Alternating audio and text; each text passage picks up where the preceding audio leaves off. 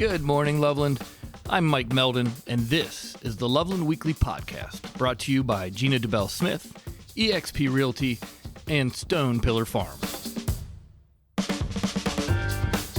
Whether we realize it or not, poverty is all around us. We live in a really nice town, a suburb of Cincinnati, Ohio, and the first thing we think of when we think of Loveland, Ohio, is definitely not poverty. But it's here. It's hidden all around us. And so I did some digging. Why is poverty hidden here, right under our noses? Why isn't it out front? Why isn't it something we talk about often? And so the research that I found, there were many different reasons for this. One of the main reasons was physical dispersion. Poverty in the suburbs is typically more spread out compared to urban areas. And this dispersion makes it difficult compared to urban areas to truly identify poverty pockets or disadvantaged neighborhoods. But also there's stigma and stereotypes, and I think this plays a major role too. Suburbs are often associated with affluence, stability, and a higher standard of living. This perception can create a stigma around poverty in suburban areas, leading to assumptions that everyone living in the suburb is financially secure. As a result, individuals and families facing poverty and feeling this real struggle in the suburbs may face a social pressure to hide or downplay their economic struggles, contributing to their invisibility. And lack of awareness. Compared to urban areas, there's generally less awareness and knowledge about poverty in the suburbs. This lack of awareness can stem from a variety of factors, including media focus on urban poverty, limited research on suburban poverty, and the dominant narrative of suburban prosperity. As a result, the extent and complexity of poverty in suburban areas may not receive the attention it deserves, leading to its underestimation and oversight. Middle-class camouflage is also named, and this kind of goes along with the stereotype issue. People experiencing poverty in middle-class neighborhoods may feel pressure to maintain appearances and blend in with their affluent neighbors. They may adopt coping mechanisms to appear financially stable while they are taking on debt, relying on informal support networks, or hiding their financial struggles. This camouflage further contributes to their invisibility and makes it harder for others to recognize their economic hardships. And the final reason that poverty may seem more hidden in a suburb rather than an urban area is because of insufficient support systems. Many times these social services, safety nets, or community organizations are located in urban centers, and you don't find many of them in smaller communities or small towns. And that brings us to our conversation today. Loveland is lucky enough to have one such organization. We have something here in Loveland called the Life Food Pantry, and they help many, many people here in our town. I was lucky enough to speak with Linda Bergholtz, the executive director of this nonprofit that helps so many people, and talk to her about her amazing volunteers and what her organization does on a daily basis. Today is Monday, June 19th, 2023. Starting out, why don't you tell us a little bit about the mission of the Loveland Life Pantry? Well, the mission of our pantry, we're a faith and community supported organization, and we provide food, financial assistance, and programs to help clients in the 45140 area that are experiencing hardship. It could be that they lost a job, or they're underemployed, that they just can't make ends meet, they have some kind of a disability. We have many, many different circumstances. So we used to serve only the Loveland School District. A few years ago, we expanded into all of 45140 because, as you know, Loveland is in that unique situation of being 3 different counties. Right. And so you have a Loveland address, but you go to Milford schools, or you have a Loveland address, but you go to Goshen. And so we felt like if it's a Loveland address, that's our service area. But we also do a one-time serve for anybody that needs food, because that's what we do. We do food. Right. And so if anybody comes in from anywhere, we're going to give them food, and then we're going to give them the resources that they will be able then to find a pantry that is in their service area to get the things that they need on a steady, regular basis. That's phenomenal. Yeah. How did the pantry here get started? What's the history of this? Back many years ago, back in the 90s, it was a couple of congregations, Prince of Peace being one of them, and it was formed and called the Shalom Initiative. And there were about 45 clients all together, so 12, 13 families that were in need. And so it grew from there. Eventually, the Shalom Initiative split into two parts. It split into the Loveland Life Food Pantry and to what was called the Initiative. The Initiative is no longer an organization, but the pantry continued to grow and grow and grow. We were in the Prince of Peace location at the Lutheran Church for all the years up until about 4 years ago, when COVID hit and we could no longer have people come in. And when it went back to, okay, we're reopening the church and people can come again, but they have to wear masks and you still have to separate 6 feet. It wasn't possible anymore. There wasn't Right. 6 feet of separation space in our pantry because it was a grocery list pantry. Clients would come in, fill out their grocery list, and then we would fill it to the best of what we had. So we moved into our current location, which is in Shoppers Haven in downtown Loveland, there on the corridor. And we are what is known as a choice pantry. So when our clients come, they shop for themselves. Wow. And the amount that they get is based on family size. And so, a family of 4 might get 6 meat items and 4 dairy. And, it just depends Right. on what the demographic of their family is.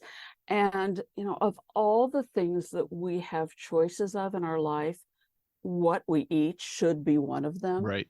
Yeah. And, we didn't want to be the pantry that gave everybody a box of peanut butter, 2 cans of soup, etc. We want our clients to have the dignity of choice and to be able to manage this part of their lives, even though they need help. Most of our clients are working families. Some of them are 2-parent working families. Some of them are single parents. Most of them, however, simply are under the income that they need to be able to manage all of their expenses. And so a food pantry is a good way for us to help them save money. Everyone that comes in, they can shop every 2 weeks, leaves with at least $200 worth of grocery and household personal care items. Well, if you take $400 of a monthly budget that you don't have to spend, That's that money amazing. can go to utility bills and car repairs and those kind of things. Yeah. And Car so, insurance, you name it. The list. Exactly. The list is the same list that we all have. All of our clients have these same expenses too. We are one of the few pantries in the area that does auto assistance. So we help when a client comes in and says, my driver's license needs renewed, but I can't afford it. Okay, we can help with that. Wow. We need a registration. My car broke down. I can't get to work. Okay, what's the bill? Let's see if we can cobble this together. And we can't always do all of it, but we have a broad range of other sources that we can go to. And so it's really important that our clients can be as self-sufficient as possible. We know that the path of poverty is the car broke down, so I can't get to work. Mm-hmm. Okay, I can't get to work, so I lose my job. I lost my job. I can't pay my electric bill. My electricity gets shut off, and then I get an eviction notice because you can't live in an apartment without having connected electricity. And then all of a sudden, they went from the car broke down to homeless. Right. It's amazing. I teach poverty. I teach a modern world issues class, and poverty, as you dig into it, and you realize, one, that it's around you much more than you know. It's right in front of our face, but we don't see it. A lot of people. It trickles from the little things like you said, the car. Exactly. In transportation. I can't believe I'm so amazed that you guys take care of those things. We do our best to get those things out there and to help with those kind of situations. And in a community like Loveland, I mean, let's be realistic. Loveland is an affluent community. Yep. You know, we're very, very comfortable here, and we're very, very fortunate to have that situation. We have 4 low-income HUD housing developments here in Yeah. Loveland that most people don't know. I don't think a week goes by when I speak with someone that they'll say, there's a food pantry in Loveland?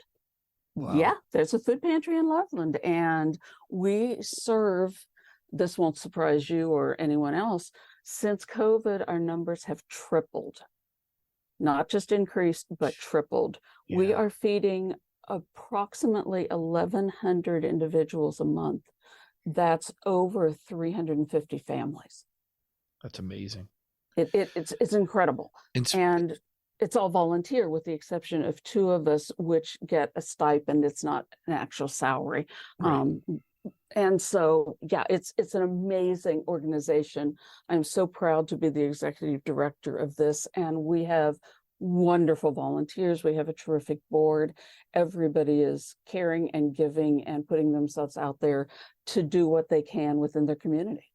And speaking of community, I know from running my own nonprofit, Loveland is a phenomenal place, a community that backs up the nonprofits and supports you. But what other challenges do you face as trying to feed these people or help them in these other ways? You know, keeping food on the shelf is really daunting sometimes. We have no local, federal, or state funding. We are purely donations and grants. And as you know, grant writing takes a lot out of you. It takes a lot of time. It takes a lot of energy. And there are only so many of us to do these things. So we count on community donations, not only money. You know, we love the monetary donations and we'll go do the shopping, but there are food drives that people will collect items that we've requested, because we literally will fill the shelves in the morning, and by the end of the day, half the shelves are empty and they have to be restocked. Wow. And so keeping food supplies, and the cost of everything has increased. Mm-hmm. And so it costs us more too.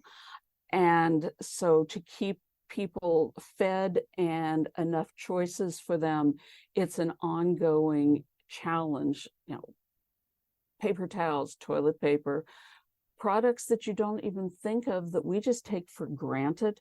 You know, you run out of paper towels, you go to the basement, you go to the utility room, you get another roll. That's not the case for our families. And when you have 5 or 6 kids, a box of cereal, well, you have 3 kids, you know how long a box of cereal lasts. Yeah. So imagine that. And so we frequently are asking organizations and communities for food drives. Do a cereal drive, and they'll bring in 1,000 boxes of cereal, and it's phenomenal. And 2 months later, it's gone, and we need cereal again. And so it is a constant replenishing. One of the things that we hit really hard over the year in March, particularly, we have a drive March and April, and we were hitting people for, could you do $5 a month, like a pledge drive, only, you know, we didn't have annoying commercials, but it was like that. Can you do $5 a month every month? That's the cost of driving through a coffee place. Right. For a coffee.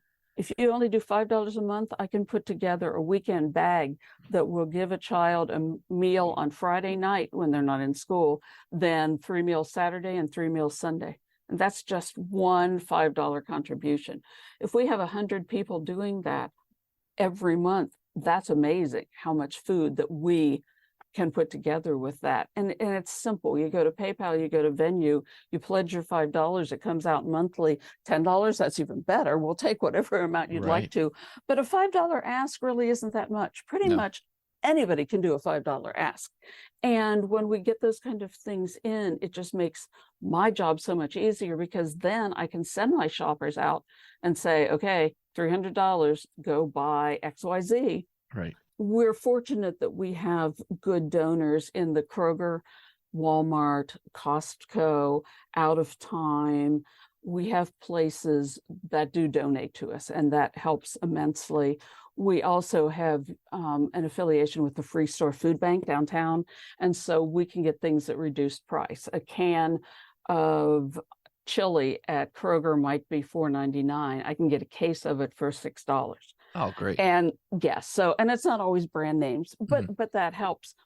But it's keeping the shelves stocked is the biggest thing. And we just need so much to do that. How many volunteers do you have helping you right now? We average 65 volunteers a week. Wow, that's phenomenal. It is incredible. We are the only pantry in the area of which I'm aware that is open 7 times a week. Many pantries are open once or twice. Right. We're open Tuesday through Saturday, so every morning except Saturday and Sunday, we're open from 10 to 12. Then we reopen in the afternoons on Tuesday, Wednesday, and Thursday from 4 to 6:30. That way, families with different shifts and different jobs, there should be a time for most everybody to be able to get here. Man, that speaks a lot to you and your volunteers and this community. The dedication is phenomenal. Yeah, it really does. That's amazing. So for other people that want to donate their time or want to donate the $5 a month or give a one-time payment, how do they do that? How do they go about that? lifefoodpantry.org. That's our website, and we have everything set up. It is truly as simple as clicking the button and it's done for you. We have a sign-up genius for volunteers that want to come in, and it's not just working in the pantry filling shelves. We need shoppers that will shop with the clients. We need pickup people that will go to Kroger and pick up the donations, or will go down to the Free Store and pick up the order that we put in. So there are lots of opportunities to do things like that. There's also information on there. So you want to do a food drive? That would be great. We have different categories. You can do a general one, or you could do a specific household items, cleaning products, baby care, food for the weekend bags, kid-friendly items. We go through, as you can imagine, tons of those. And so you can do a specific food drive, and we have food drive coordinators that will help you organize it and bring it, and we do date checking and sorting. So there are so many opportunities out there for people to just jump in and do a little or a lot. And you can sign up for 2 hours, or you can sign up for 22 hours.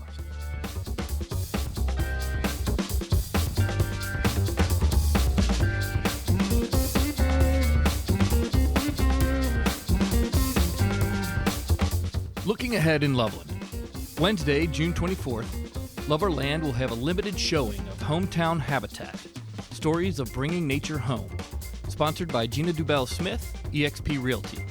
RSVP at www.loveourland.org. Saturday, June 24th, the Loveland Art Gallery Crawl highlights Loveland's diverse art galleries and focuses on the extraordinary artwork created by numerous Loveland artists. During the one-day art event, galleries and artists will hold open houses from 4 to 9 p.m. And finally, on Sunday, June 25th, the Concert in the Park Elvis Tribute Show will happen from 6 p.m. to 8 p.m. Don't miss this iconic tribute to the King. He's ranked top 5 in the world for being an Elvis impressionist. We have something truly special here in Loveland. Thank you for listening, and have a great week.